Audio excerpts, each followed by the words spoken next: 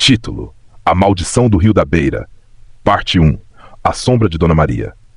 Em uma tarde nublada de domingo, no coração do agreste pernambucano, onde o silêncio da natureza carrega memórias antigas, algo sombrio se desenrolou à beira do rio Capibaribe, nas imediações de Brejo da Madre de Deus. Dona Maria, uma senhora simples e conhecida por todos na região, era vista como uma mulher de fé, porém marcada por uma vida de sofrimento. Ela sofria de epilepsia desde jovem e morava sozinha em uma pequena casa de taipa próxima à mata. Sempre que podia, caminhava até o rio, um velho costume de sua infância, onde encontrava paz ao observar a correnteza e ouvir o canto dos pássaros. Na noite anterior, uma forte chuva havia lavado a terra seca. O céu, naquela tarde de domingo, ainda estava carregado, mas Dona Maria, ignorando o risco, seguiu para o rio com um pequeno balde de alumínio. Sentou-se na margem, como fazia desde menina, olhando a água escura correr. Mas naquela tarde, algo mudou. Testemunhas dizem que um silêncio estranho tomou conta da mata. Nem os sapos coachavam, nem os galhos balançavam. O ar ficou pesado. Dona Maria, ao tentar se levantar para beber água direto do rio, teve um ataque. Seu corpo tremeu violentamente e ela caiu dentro da água, sendo levada pela correnteza. Ninguém a viu com vida novamente. Seu corpo só foi encontrado 2 dias depois, preso entre galhos, com uma expressão de terror no rosto, como se tivesse visto algo que não era deste mundo. Desde então, o lugar nunca mais foi o mesmo. Moradores relatam gritos abafados vindo do rio durante a madrugada. Outros dizem ver uma figura feminina, vestida com roupas de algodão encharcadas andando na margem, murmurando palavras que ninguém entende. Há quem jure que ao passar de moto pela estrada próxima, o motor falha e a silhueta de Dona Maria aparece sentada à beira do rio, encarando com olhos fundos e vazios. Alguns animais da região começaram a desaparecer. Outros foram encontrados mortos, boiando na água sem explicação. Um pescador local relatou que ao lançar sua rede no rio, ela voltou pesada, com pedras amarradas por trapos, como se alguém tivesse tentado esconder algo. A beira do rio foi apelidada pelos mais antigos como a Beira Maldita, e poucos ousam chegar perto ao entardecer. Mas a parte mais assustadora aconteceu com Ana Júlia, uma neta distante de Dona Maria, que veio visitar a cidade e resolveu caminhar até o local onde a avó morreu. E ela nunca mais voltou. A última coisa que ouviram foi o som de água sendo agitada e a gravação de voz em seu celular, onde sussurrava: "Vó, é você?" Claro, aqui está a parte 2 da história. Mantendo terror, suspense, medo e drama sobrenatural, a trama agora foca em revelações mais psicológicas e aparições sinistras. A Maldição do Rio da Beira, parte 2, A Voz que Vem da Água. Depois do desaparecimento de Ana Júlia, o clima em Brejo da Madre de Deus mudou completamente. O povo, antes acostumado com o silêncio das tardes e o som das águas correndo, agora evita até olhar na direção do Rio da Beira. Os pescadores já não voltam mais à margem, e crianças são proibidas de brincar perto dali, mesmo de dia. Mas nem todos obedecem. Carlos, um jovem estudante de jornalismo, primo de Ana Júlia, decidiu investigar por conta própria. Com sua câmera em mãos e um celular para registrar tudo, ele chegou à cidade e foi direto à casa onde a avó de Ana, Dona Maria, morava antes de morrer. Lá, tudo estava intacto, como se o tempo tivesse parado. A casa tinha cheiro de mofo e abandono, mas algo chamava atenção. O som de água correndo, mesmo com as torneiras secas e sem nenhuma encanação ativa. Naquela noite, Carlos ouviu batidas na janela e, ao olhar, viu apenas uma silhueta parada no meio do mato. Era uma mulher. Estava imóvel, encharcada. De longe, parecia Ana Júlia. Carlos saiu correndo, tentando alcançá-la. Mas, ao chegar à beira do rio, ela desapareceu na névoa. O mais perturbador, o celular dele começou a reproduzir uma gravação que ele não lembrava de ter feito. Era a voz de uma mulher. "Por que voltou? Você devia ter deixado tudo como estava." Assustado, ele voltou para casa. Na manhã seguinte foi até a delegacia, mas ninguém deu ouvidos. Todos já achavam que ele estava ficando como Dona Maria, perturbado, alucinando, falando com sombras. Mas Carlos sabia o que viu, e decidiu voltar ao rio mais uma vez, agora ao anoitecer, para tentar filmar a aparição. Ao chegar, posicionou a câmera, ligou a lanterna e começou a gravar. Ele falou em voz alta: "Se é você, Ana Júlia, aparece. Eu sei que você está aqui." O que apareceu não era Ana Júlia.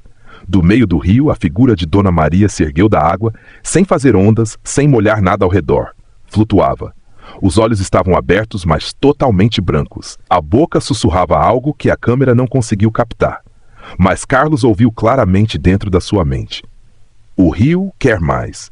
O vídeo termina com a câmera tremendo e uma última imagem, a lanterna caindo no chão e os passos de alguém correndo para dentro da mata. Desde então, Carlos também desapareceu. A única coisa encontrada foi a gravação. O vídeo sem explicação surgiu automaticamente no celular de uma moradora da cidade, que disse ter ouvido batidas fortes em sua porta naquela madrugada. E quando abriu, encontrou apenas um balde de alumínio molhado na calçada. Dona Maria morreu há muitos anos. O rio hoje se encontra completamente seco, mas os mistérios e aparições continuam, talvez mais fortes do que nunca. A Maldição do Rio da Beira, parte 3. Quando a água some, os mortos falam. Já faz muitos anos, desde que Dona Maria morreu afogada no antigo Rio da Beira, em Brejo da Madre de Deus. O tempo passou. A dor esfriou e a água sumiu. O que antes era um rio cheio, barulhento e forte, hoje é apenas um caminho de terra rachada, com poças escuras, raízes secas e pedras cobertas de limo. Muitos pensaram que com a seca o mistério morreria junto com a água, mas estavam errados. Desde que o rio secou, os relatos aumentaram. Moradores afirmam ouvir à noite o som de passos molhados no barro seco. Goteiras surgem em paredes completamente sem infiltração.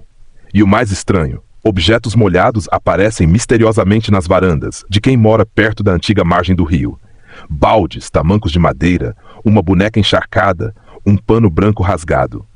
A professora Luciana, agora viúva e solitária, foi a última pessoa a visitar o local antes do rio desaparecer por completo. Ela disse que precisava ouvir com os próprios ouvidos o silêncio da ausência da água. Mas o que encontrou foi tudo, menos silêncio. Ao chegar na beira do leito seco, Luciana encontrou marcas de pés, como se alguém tivesse saído de dentro da terra molhada. Eram pegadas pequenas, descalças, e se espalhavam em várias direções, como se uma criança estivesse correndo em círculos. Ela começou a sentir um zumbido nos ouvidos, forte e grave, e de repente ouviu sua própria voz sussurrando atrás dela. "Por que você voltou?" Assustada, virou-se, mas não havia ninguém.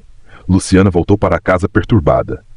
No dia seguinte, chamou um amigo jornalista de fora da cidade. Juntos decidiram usar um drone para sobrevoar a área. Do alto as imagens eram piores. O traçado seco do rio formava o contorno de um rosto feminino, olhando para cima. O drone caiu poucos segundos depois. A última imagem capturada foi de uma figura de branco parada no centro do leito seco, olhando diretamente para a câmera. Ninguém encontrou o aparelho. Luciana começou a ter pesadelos. Em todos, ouvia a voz de Dona Maria repetindo: "A água me levou, mas o que mora aqui ficou." O mais assustador, em uma manhã de sábado, Luciana foi encontrada dormindo no meio do rio seco.